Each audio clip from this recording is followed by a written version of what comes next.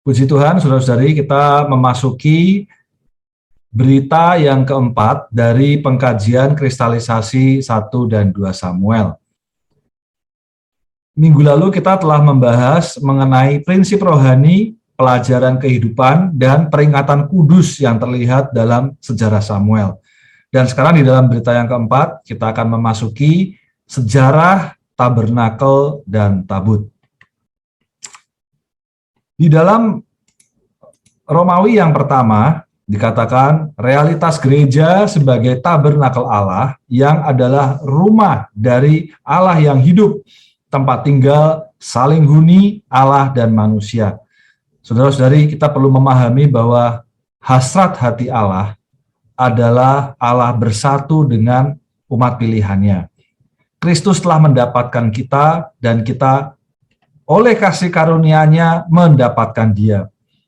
Allah terbangun di dalam kita dan kita terbangun di dalam Dia adalah untuk menjadi manusia Allah yang korporat. Syukur kepada Tuhan, dan hari ini setiap kaum beriman, umat tebusannya, amen, boleh ada bagian menjadi satu manusia Allah yang korporat sebagai realitas gereja, sebagai tabernakel Allah, rumah dari Allah yang hidup, tempat tinggal saling huni Allah dan manusia. Kita bersyukur kepada Tuhan bahwa hari ini, amen, di dalam manusia Allah yang korporat ini adalah realitas gereja, rumah dari Allah yang hidup.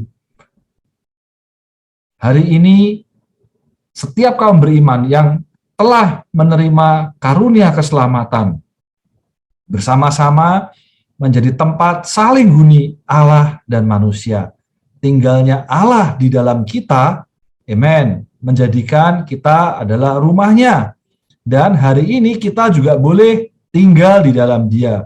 Puji Tuhan atas perkara saling huni, saling tinggal.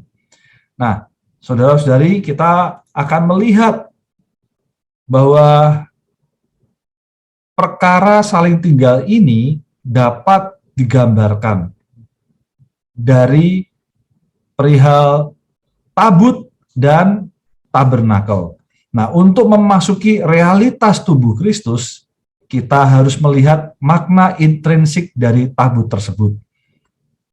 Mari saudari, kita boleh melihat apa makna intrinsik dari tabut.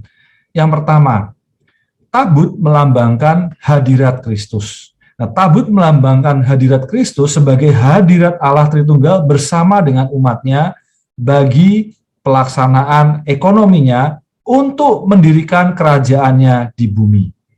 Amin. Karena tabut adalah melambangkan hadirat Allah dan hadiratnya ini merupakan pusat dan isi dari tabernakel di dalam poin yang kedua.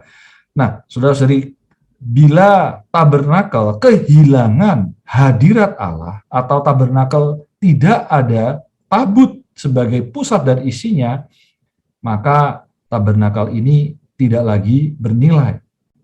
Karena kita perlu melihat, saudara-saudari, pusat dan isi dari tabernakel itu adalah tabut itu sendiri. Amen. Nah, tabut adalah butir pertama yang disebutkan dalam visi tabernakel yang isinya adalah loh-loh hukum sebagai kesaksian Allah. Nah, saudara-saudari, di dalam tabut ada 3 benda. Yang pertama adalah loh-loh hukum sebagai kesaksian Allah. Ada tongkat Harun yang bertunas, meskipun tongkat itu bukan tongkat yang menempel kepada kayu yang hidup, tetapi di dalam potongan tongkat ini ada tunas yang bermunculan, melambangkan kebangkitan Kristus. Haleluya. Juga ada mana yang tersembunyi di dalam buli-buli.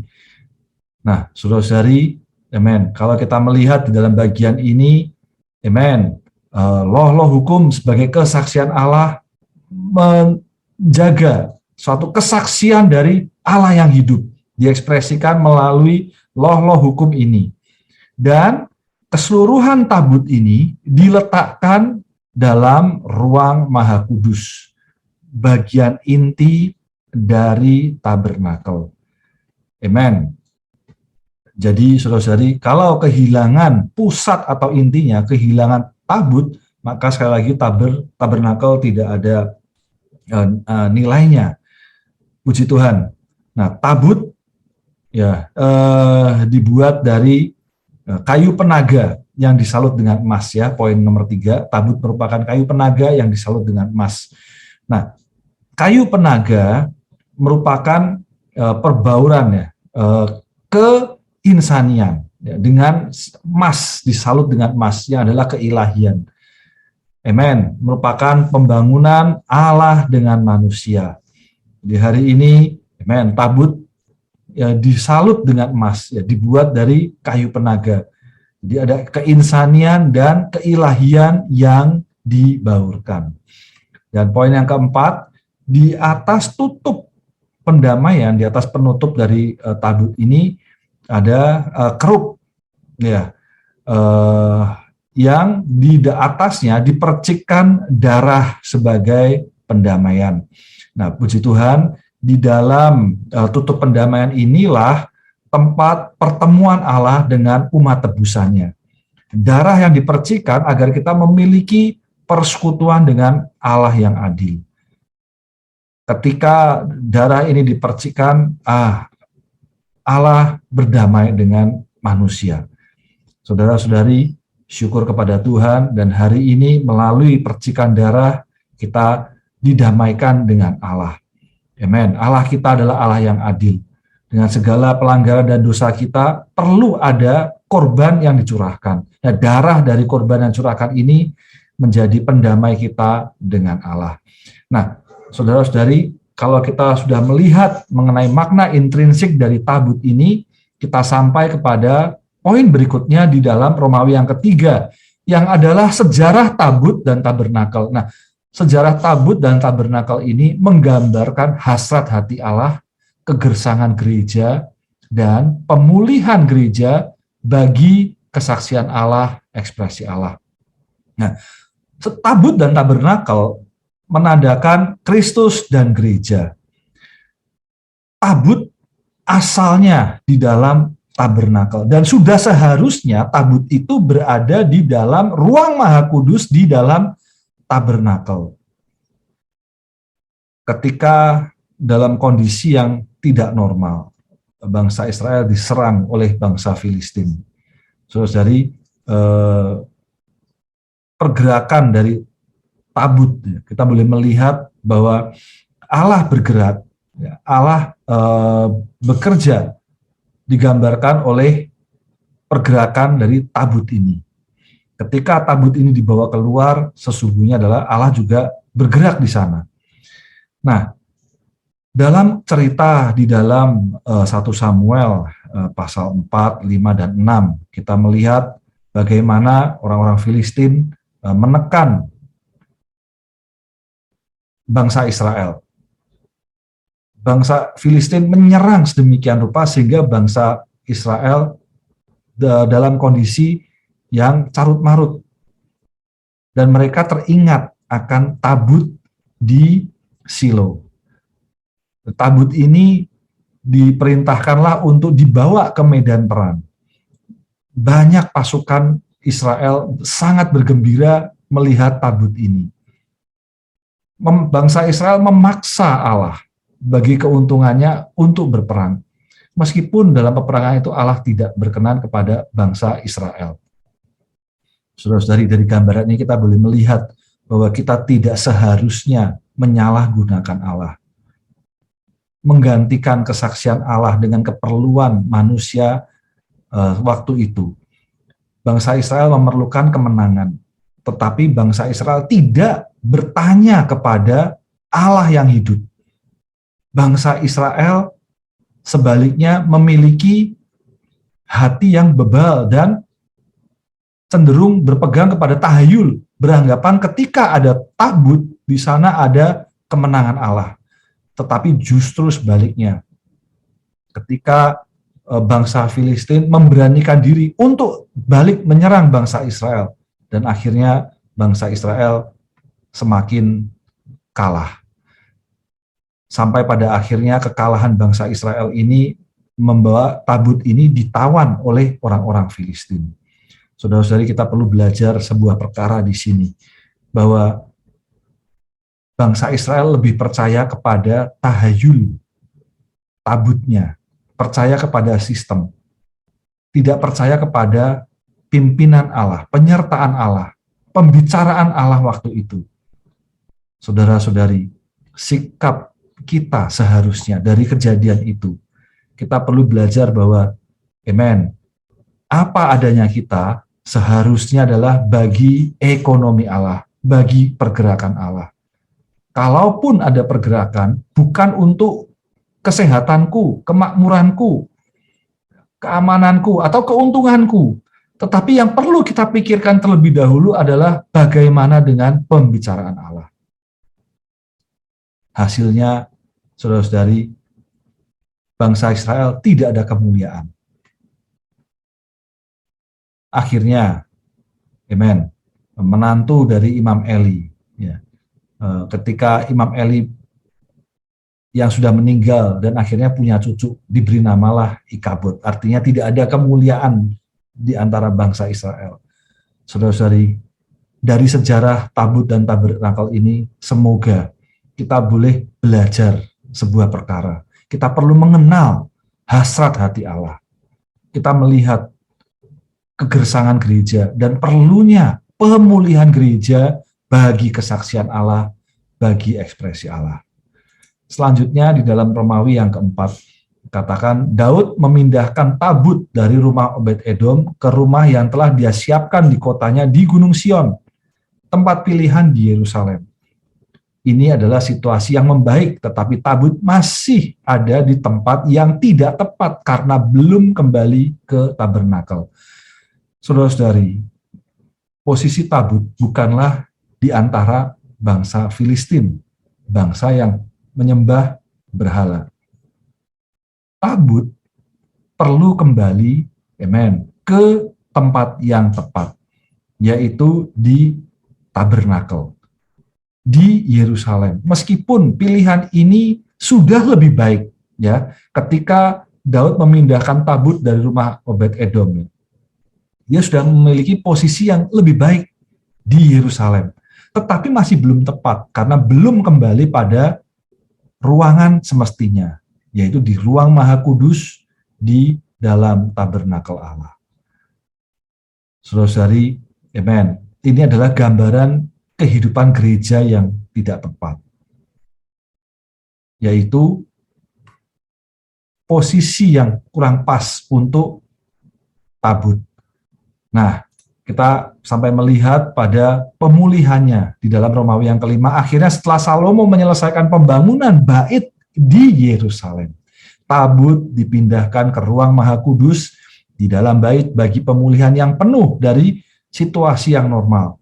Hari ini di dalam pemulihannya, Tuhan bekerja untuk memulihkan kondisi Kristus yang normal di dalam gereja yang tepat sebagai realitas tubuh Kristus bagi ekspresinya.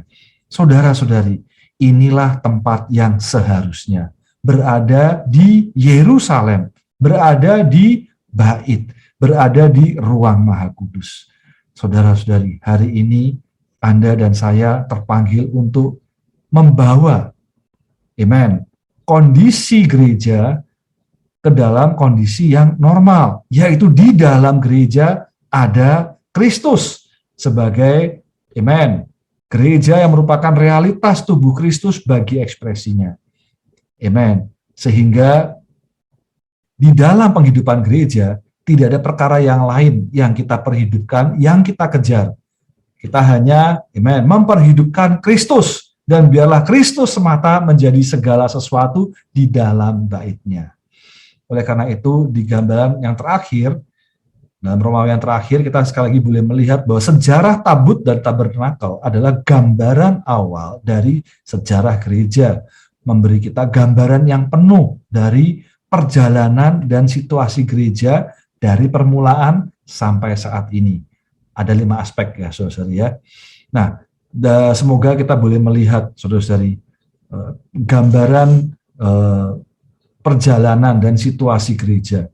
Yang pertama adalah dalam kondisi, amen, gereja ada Kristus. Ada tabut di dalam tabernakel. Ini adalah kondisi yang baik, yang tepat.